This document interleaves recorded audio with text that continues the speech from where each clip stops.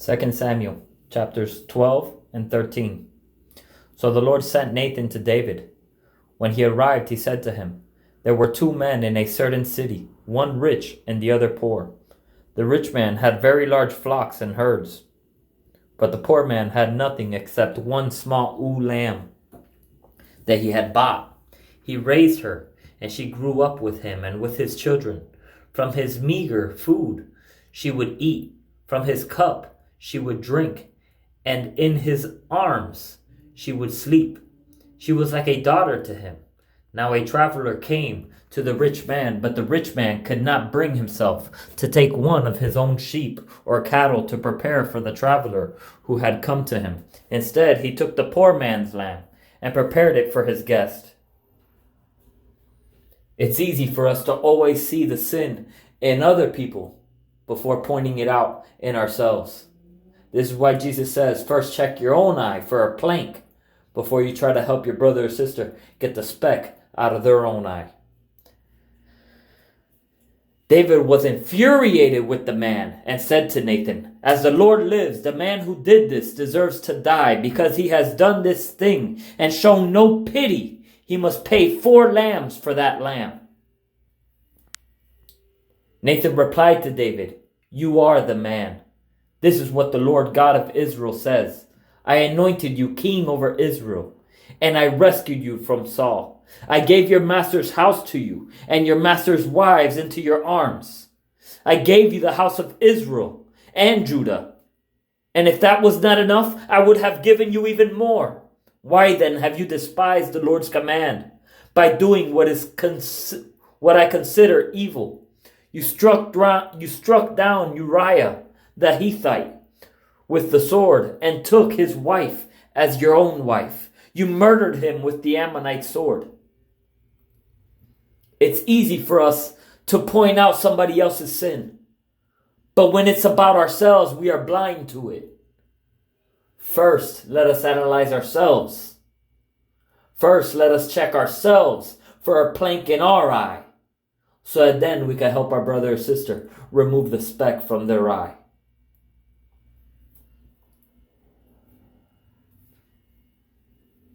Now, therefore, the sword will never leave your house because you despised me and took the wife of Uriah the Hittite to be your own wife. This is what the Lord says. I am going to bring disaster on you from your own family. I will take your wives and give them to another before your very eyes, and he will sleep with them in broad daylight. You act in secret, but I will do this before all Israel and in broad daylight. David responded to Nathan, "I have sinned against the Lord." Then Nathan replied to David, "And the Lord has taken away your sin. You will not die. However, because you treated the Lord with such contempt in this matter, the son born to you will die." Then Nathan went home. The Lord struck the baby that Uriah's wife had born to David, and he became deathly ill. David pleaded with God for the boy. He fasted, went home, and spent the night lying on the ground. The elders of his house stood beside him to get him up from the ground, but he was unwilling and would not eat anything with them. On the 7th day, the baby died, but David's servants were afraid to tell him the baby was dead. They said, "Look, while the baby was alive, we spoke to him, and he wouldn't listen to us. So how can we tell him the baby is dead? He may do something desperate." When David saw that his servants were whispering to each other, he guessed that the baby was dead. So he asked his servants, "Is the baby dead?" "He is dead," they replied. Then David got up from the ground. He washed, anointed himself, changed his clothes, went to the Lord's house, and worshipped. Then he went home and requested something to eat, so they served him food, and he ate. Don't dwell on what you cannot already change, but dwell on what can be changed. Focus on moving forward. May the Lord's will be done, and then may we fix our eyes on what is ahead, that our eyes may be fixed on Him, that we may continue to move forward in Him and grow in Him.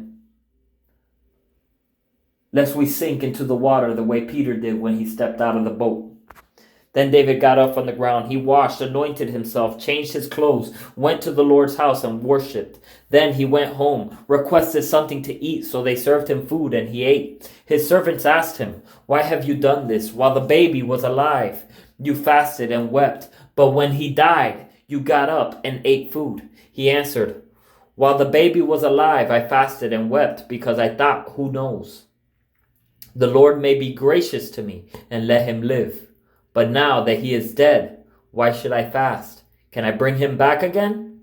I'll go to him, but he will never return to me." Then David comforted his wife Bathsheba. He went to her and slept with her. She gave birth to a son and named him Solomon. The Lord loved him, and he sent a message through the prophet Nathan, who named him Jedidiah because of the Lord. Joab fought against Rabbah of the Ammonites and captured the royal fortress. Then Joab sent messengers to David to say, "I have fought against Rabbah and have also captured its water supply. Now therefore assemble the rest of the troops, lay siege to the city and capture it. Otherwise I will be the one to capture the city, and it will be named after me." So David assembled all the troops and went to Rabbah. He fought against it and captured it. He took the crown from the head of their king, and it was placed on David's head. The crown weighed 75 pounds of gold, and it had a precious stone in it. In addition, David took away a large quantity of plunder from the city. He removed the people who were in the city and put them to work with saws, iron picks, and iron axes, and to labor at brick making.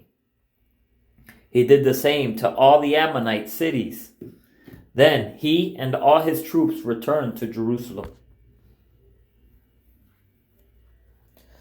Some time passed. David's son Absalom had a beautiful sister named Tamar, and David's son Amnon was infatuated with her.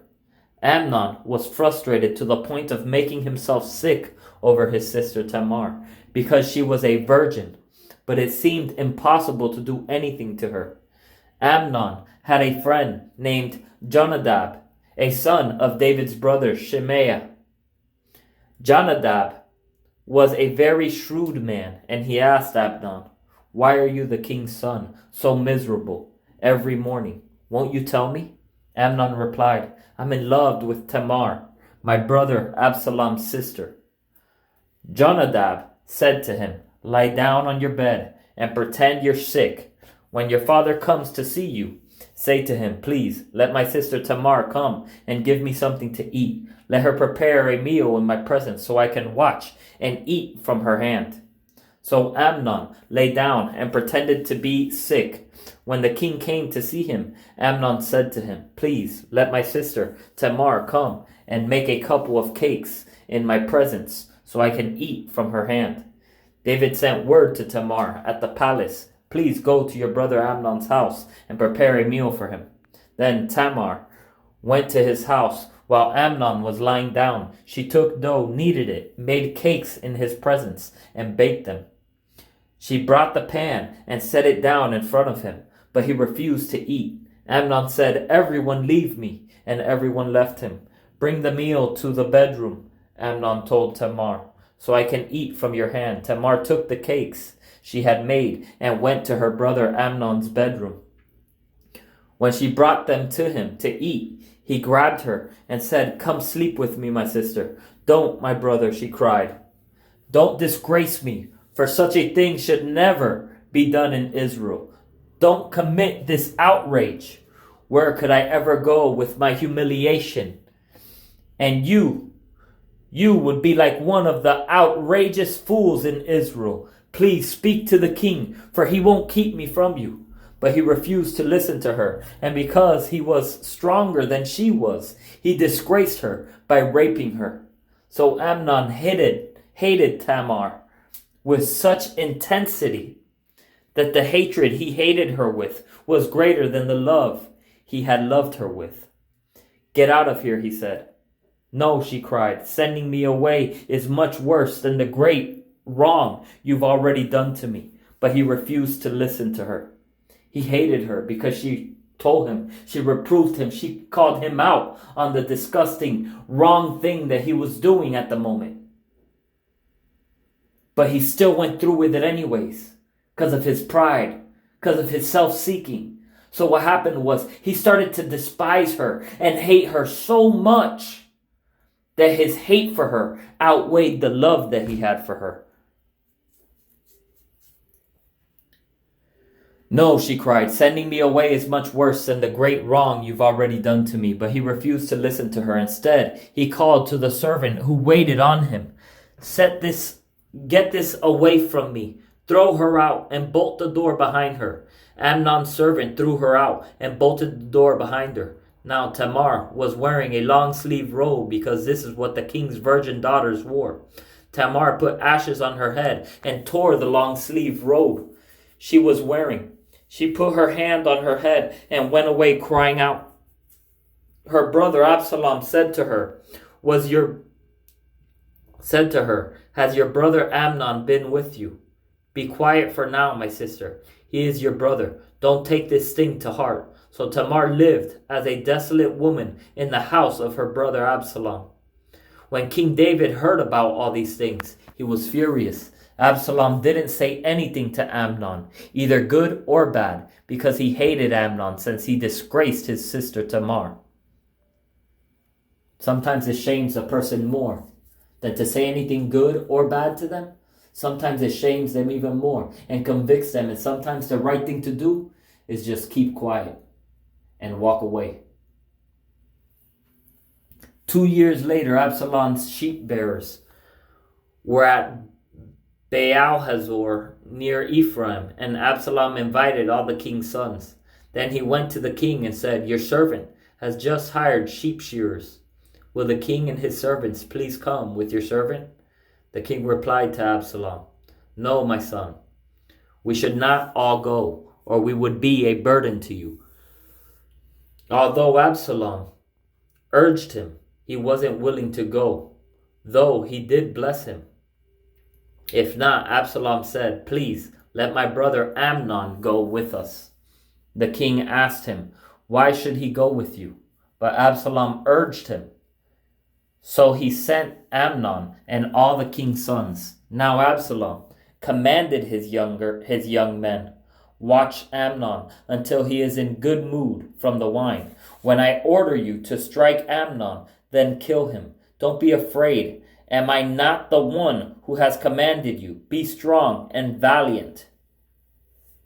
So Absalom's young men did to Amnon just as Absalom had commanded.